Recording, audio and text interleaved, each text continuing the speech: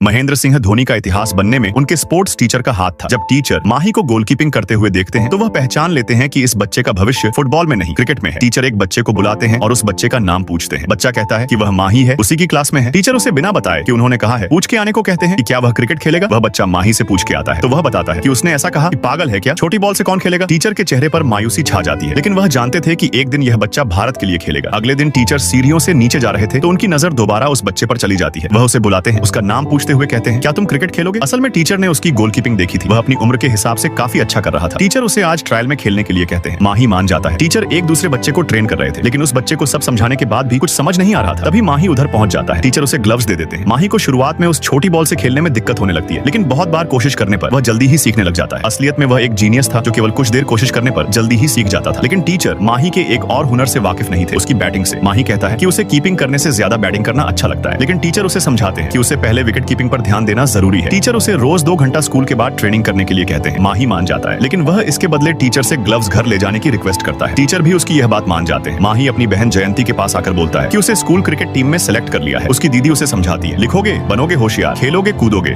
बनोगे गंवार। माही का सफर अभी खत्म नहीं हुआ था, ये तो केवल शुरुआत थी।